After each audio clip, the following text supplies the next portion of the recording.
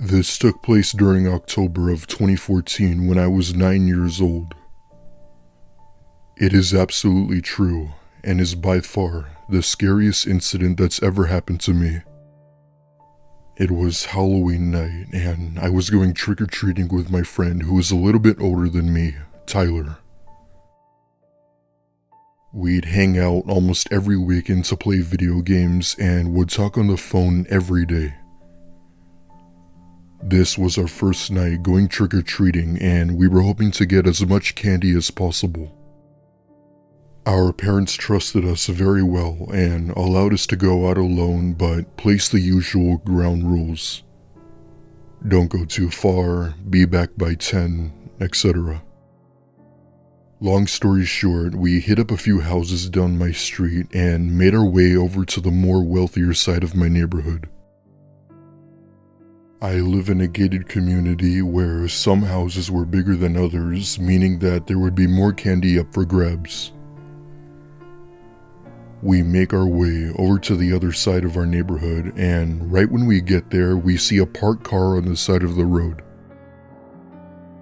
Two men get out of the car and walk towards us and immediately confront us with the following statement. "Hi there, we're police officers. You kids are trespassing on private property. We're gonna need you to come with us." One of them proceeded to pull out a crumpled up piece of paper to, I guess, act as some sort of identification. Being 9, I of course believed them, even though there were some red flags. At this point, Tyler and I are nearly in tears, thinking we're being arrested, and obeyed the officer's orders. All of a sudden, a neighbor comes running toward the car, demanding the men to let us go. The Good Samaritan practically lunges at one of the men, knocking him out cold while opening the door to let us out. The other guy drove off, and we followed the neighbor to his house where he let us call our parents. Needless to say, they come in an instant and took us back to my house so that they could call the police. The police, of course, arrest the now conscious man and talk to my parents for a while. I'll live the rest of my life knowing that my best friend and I were almost kidnapped. It might sound scary, but when you actually witness it for yourself, it's a whole different story.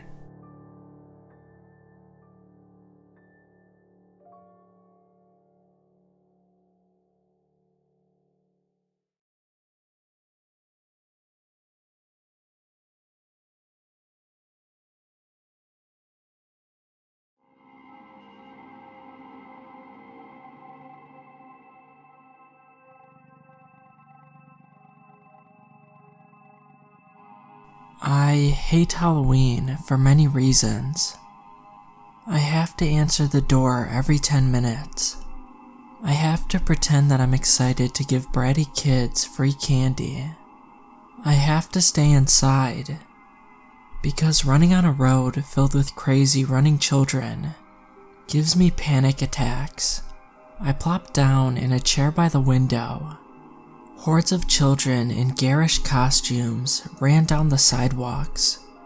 Shepherded by tired mothers, I sighed as a group of children crossed the street and started towards my house. Ding! The doorbell chimed, echoing inside the house.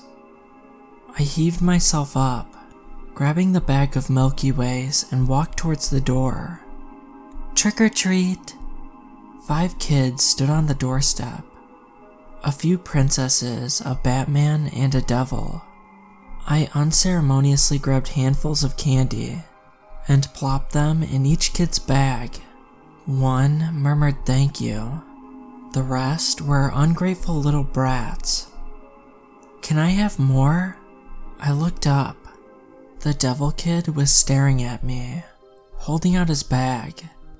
His blonde hair shone in the porch light. His eyes were piercing, ice blue.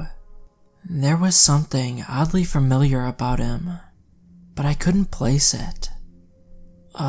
Sure, I replied. I dropped a few more Milky Ways in the bag. He didn't thank me. He just silently turned around and walked off my porch, following the other children. I shut the door and returned to my perch by the window.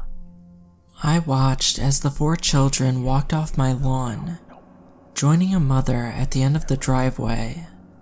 Then, the group disappeared into the shadows of dusk. Scarcely 2 minutes later, the doorbell rang again. Ding! I grabbed the bag of Milky Ways and tromped to the door. I straightened my blouse, plastered a smile on my face, and swung the door open. Trick or treat! A similar mix of kids, 2 Ellises, Marshall from Paw Patrol, and a ninja. How scary you all look, I said. They giggled and swarmed around for the candy. All except for the ninja. He stood back from the rest, silently watching. His entire face was covered with black cloth, save for his chilling blue eyes. Thank you, the kids cheered, stepping off the porch. As they did, the ninja kid stepped forward. His eyes glinted under the porch light, and even though his mouth was covered, I could tell he wasn't smiling. Can I have more? He said. My blood ran cold. It was the same voice. I stood there in the doorway, frozen. The Milky Way bag hung limply from my hand. There's no way he could have changed costumes that fast. How? How can it be him? This must be some kind of joke. Can I have more? He asked again. I snapped out of my thoughts. Sure, of course, I said. I threw a large handful of Milky Ways in his plastic jack-o'-lantern candy bowl. That's when I noticed it was empty. If he'd been trick-or-treating all evening, how could it be empty? Hey, I said. Are you okay? But he had already turned away, running back across my lawn. In seconds, he was gone, camouflaged in the dusky shadows, among the fellow trick-or-treaters. I sat back down on the chair and stared at the floor. I didn't want to look out at the swarm of kids anymore. I just wanted to be alone. Those blue eyes. I know I've seen them before, and not under good circumstances. Whenever I'd seen them before, something bad or embarrassing must have happened at the same time. Seeing them again filled me with an inexplicable dread. I ran my fingers through my hair. Maybe he came to my house last year, but that didn't make sense either. Last year, I'd been over at my ex-boyfriend Drew's house. We'd gotten into a terrible fight that lasted for hours, and I'd left late. I hadn't handed out a single piece of candy. Tap. My head jolted up. Tap, tap. Through my own reflection in the glass, in the dark shadow of dusk, I could make out something. A pair of blue eyes. I jumped back with a terrified shriek. Then I grabbed the cord and pulled. The blinds dropped with a clatter. Thump, thump. His footsteps raced over the damp grass, fading into the night. Who the hell is he? I didn't have time to think about it. Ding. I didn't move. I didn't want to answer the door and see that kid again. Ding, ding. But I also couldn't listen to the doorbell ring for 10 minutes. I heaved myself out of the chair, forced a smile, and swung it open. Trick or treat. My eyes glanced over the trick-or-treaters nervously. A fairy with curly hair, an Incredibles boy with brown eyes, and a little girl in a tutu. None of them were him. I breathed a sigh of relief. Here you go, I said with a grin. I was so relieved. I gave each of them about 10 Milky Ways. They squealed in delight and scampered back towards their parents. I slowly pushed the door closed. It squeaked against the hinges and then slammed shut. I returned to my chair. I glanced at my phone. 8:19 p.m. The din of children outside was finally fading. When I peeled back the blinds, the flow of little costume figures was heading towards the main road. Within 20 minutes, the noises faded to silence. I flipped through the book, checked my texts, and got comfortable. Ding! I picked up the candy bag, which was now nearly empty. Only 4 fun-sized bars floated in the bottom. I hope it's not more than 4 kids. It wasn't. It was just one kid. He was wearing some sort of werewolf costume.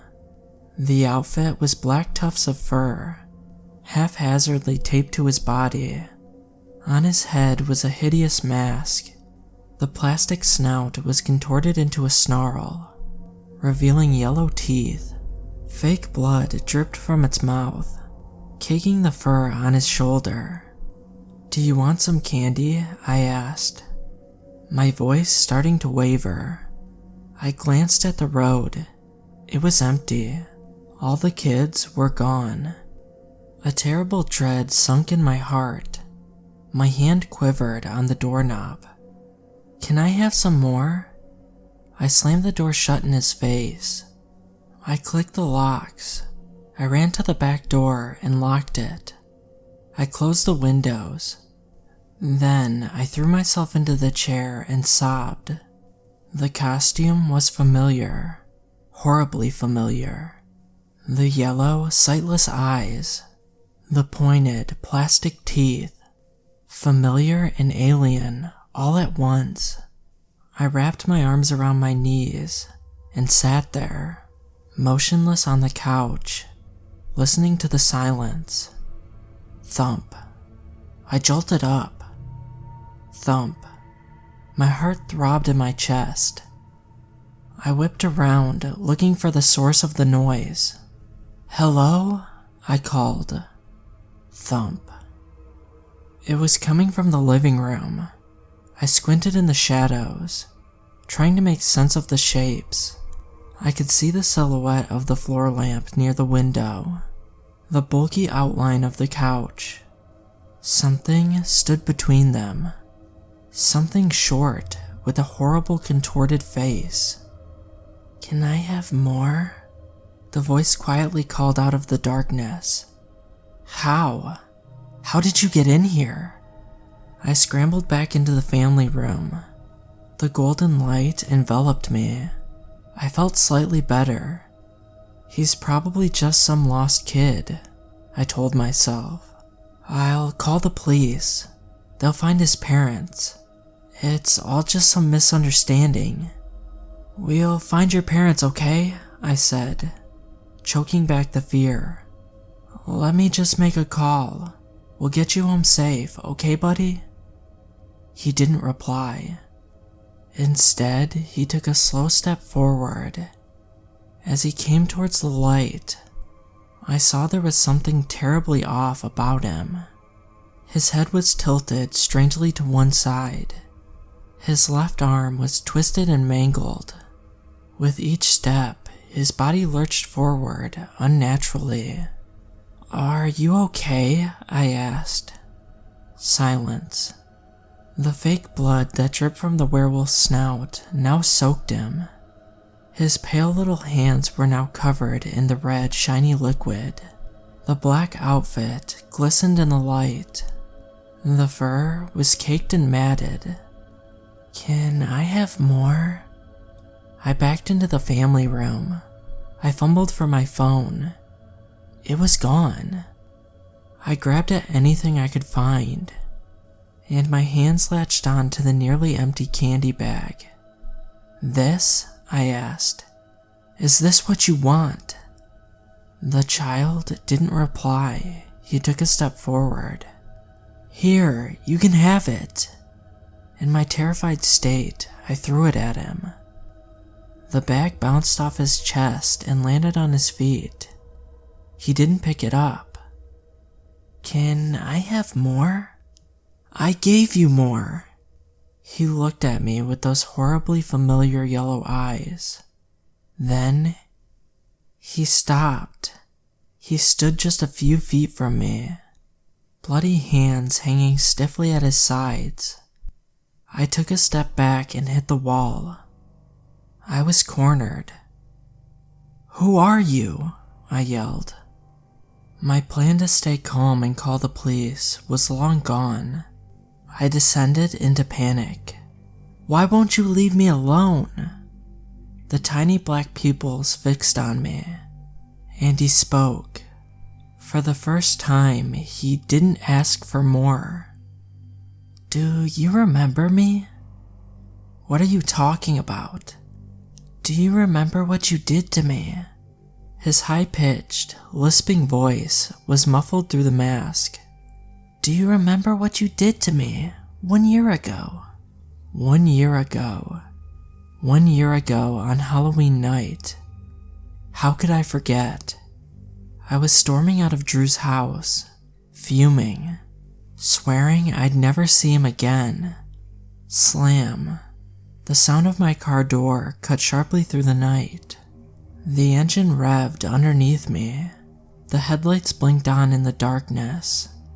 I wasn't paying attention. I was thinking about the fight. I didn't even glance behind me before I backed out of the driveway. Thump. I never even saw him. The black werewolf costume against the night rendered him nearly invisible. It was over before I knew what was happening.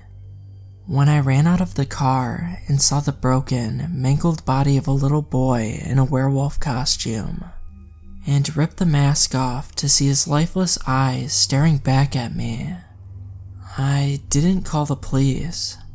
I didn't call for help. I panicked. I got back into the car, drove over the grass, and peeled out of the neighborhood before anyone could see what I'd done. "Do you remember, Eliza?"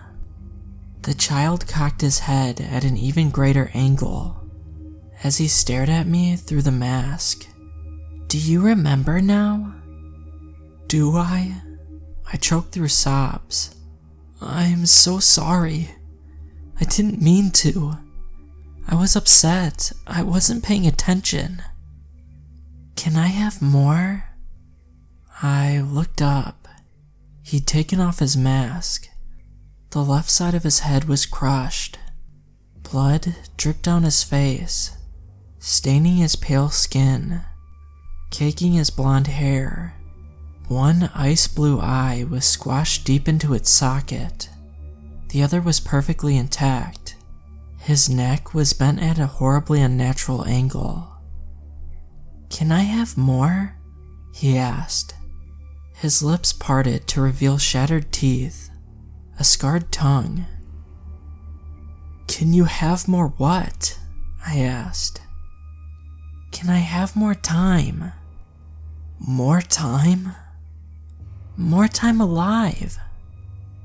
I wish I could give that to you."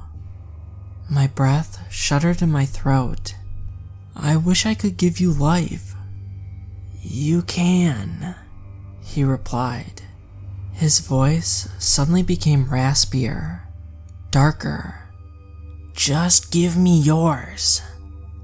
I stared at him, numb, weak. My heart ached for the poor, pathetic, mangled child in front of me. It was all my fault. I ran him over.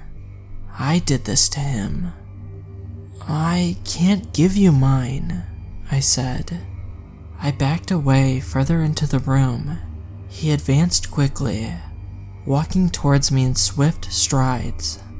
"You don't have a choice," he said. "What are you talking about?" His mouth widened into a crooked grin. "Trick or treat." I bolted for the door. I yanked the door open. ran out across the yard, screamed out into the night. I didn't stop until one of my neighbors found me, standing in the middle of the road, absolutely incoherent. That was 1 year ago. In 5 days, it'll be Halloween again. I've already seen him. A small figure across the street, dressed in all black, watching me, waiting, wearing a hideous werewolf mask.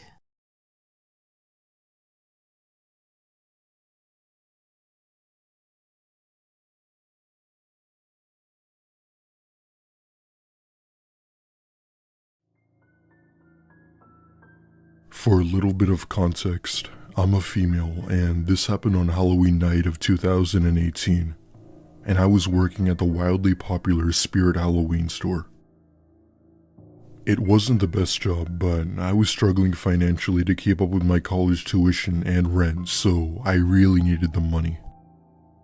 With us being the top Halloween store, we were obviously open on Halloween night, and that was one of the nights where I didn't want to work but unfortunately had to. It was me and my coworker Cameron. I was in charge of checking the merchandise while Cameron was our cashier and the store was dead. To cut to the chase, I had been putting a few items in their correct places due to the customers not caring and just leaving them wherever they want. As I'm walking around, I hear the door open and see a very freakishly tall man walk in. I say, "Hello, welcome to Spirit." He gives me a nod to, I guess, say thanks, and then walks around the store. At one point, I'm putting some of the masks in their correct places when the man comes walking in the aisle. I give him a polite smile and asks if he needed help with anything. With a very deep and raspy voice, he says, "Yeah, you can help me by giving me your number." I nervously laugh, trying not to be rude, and tell him that I couldn't do that and that I have a boyfriend. "Oh, well, I mean, he doesn't have to know. I can give you a ride home when you get off work."